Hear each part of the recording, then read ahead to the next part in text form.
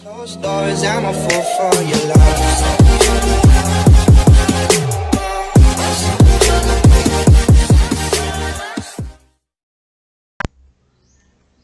Epiko.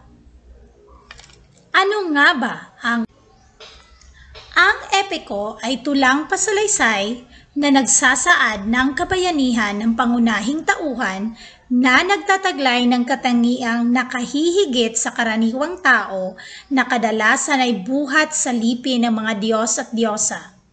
Ang paksa ng mga epiko ay mga kabayanihan ng pangunahing tauhan sa kanilang paglalakbay at pakikipag. Ang salitang epiko ay mula sa salitang Griego na epos, na ang kahulugan ay salawikain o awit. Ngunit ngayon, ito'y tumutukoy sa kabayanihan na isinasalaysay.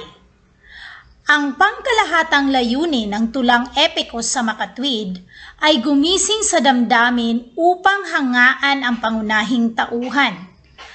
Ano pat naiiba ito sa trahedya na naglalayong pumukaw sa pagkasindak at pagkaawa ng tao.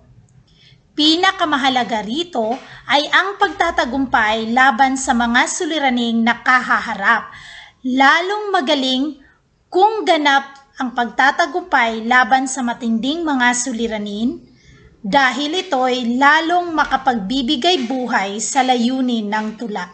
Ito po ay ayon kay Crisanto C. Rivera, taong 1980. Ang epiko ni Gilgamesh ay isang epiko mula sa Mesopotamia na kinikilala bilang kauna-unahang dakilang likha ng panitikan. Ang kasaysayan ng Gilgamesh ay nagmula sa 5 tulang Sumerian tungkol kay Gilgamesh, salitang Sumerian para sa Gilgamesh, na hari ng Uruk. Mula sa magkakahiwalay na kwentong ito ay nabuo ang iisang epiko. Ang kauna-unahang buhay na bersyon nito ay kilala bilang Old Babylonian na version, ay noong ika-18 siglo at pinamagatan mula sa kanilang insipit o unang salita ng manuskripto na ginamit bilang pamagat. Ilan lamang sa mga tablet o manuskriptong nakasulat sa isang piraso ng bato, kahoy o bakal ang nabubuhay. Kasaysayan ng epiko. Ang epiko ni Gilgamesh ay isang epikong patula mula sa Mesopotamia na kinikilala bilang kauna-unahang dakilang likha ng panitikan. Walang nakatitiyak kung may mga manunulat noong medieval o Renaissance Europe na nakabasa ng. Nagsimula kay Homer ng Greece ang tradisyon ng epiko sa Europa noong 800 BC. Mahalagang mabasa ng mga mag-aaral ng literaturang Ingles ang The Iliad at Odyssey. Makikita sa isinulat ni Homer ang forma ng isang epiko, ang halimbawang uri ng mga tauhan, ang banghay, ang mga talinghaga at iba pa. Ito'y naging inspirasyon ng iba pang kilalang manunulat ng epiko. Samantala, kilalang manunulat ng epiko sina Hesiod, Apollonius, Ovid, Lucan at Statius. Dactylic hexameter ang estilo ng pagsulat ng epiko. Ito'y karaniwang nagsisimula sa isang panalangin o inbokasyon sa isang musa at naglalaman masusing paglalarawan, mga pagtutulad at talumpati. Kabilang din dito ang mahalagang pangyayari sa kasaysayan tulad ng The Fall of Troy, The Foundation of Rome, The Fall of Man, at iba pa. Ang mga tauhan nito ay mga sa Virgil ay lumikha ng mahalagang epiko ng Imperyong Romano. Kinuha ang pangalan ng The Aeneid sa isa sa mga tauhan ng Iliad ni Homer na umalis sa Troy at nagtungo sa Italy upang hanapin ang Rome. Binasa ng mga kilalang manunulat noong medieval at Renaissance ang The Aeneid. Ito ang ginawang modelo ni Milton nang sulatin niya ang Paradise Lost. Napakaraming epikong naisulat ng medieval, bagaman ito'y isang madalas basahin. Nakalikha ng kanilang mga dakilang manunulat ng epiko ang bawat bansa. Sa Italy ay hindi lamang si Virgil, meron din silang Dante.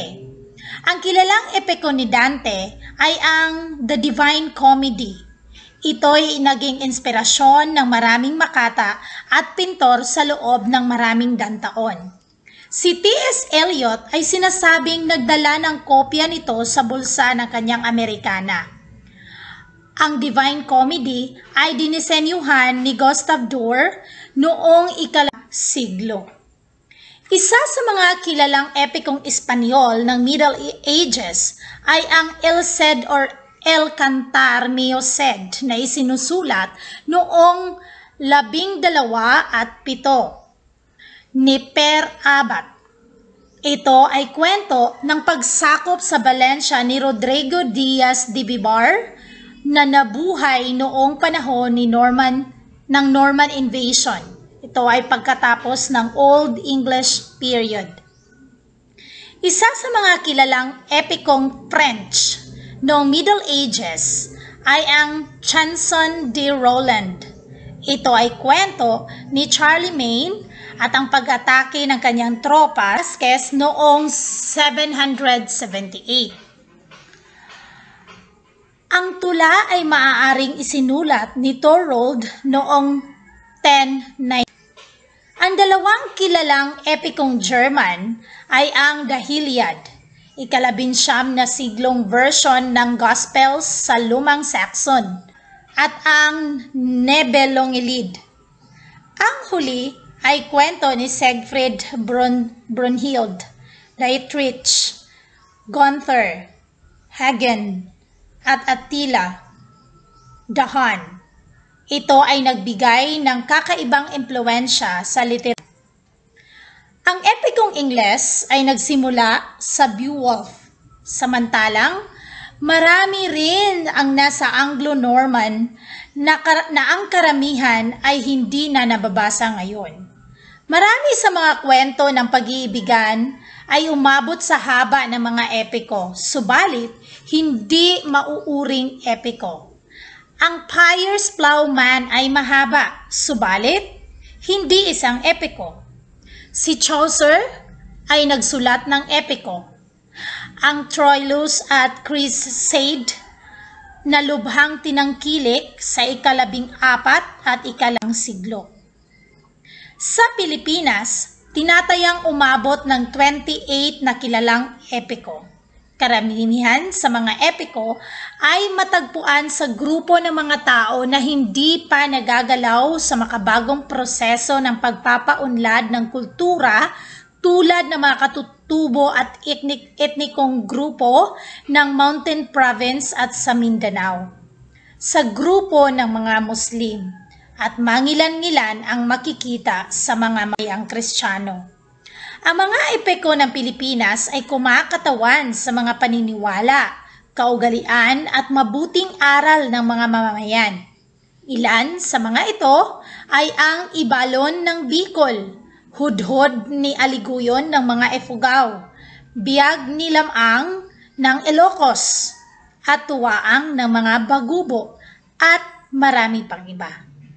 Yan lamang po. Maraming salamat po.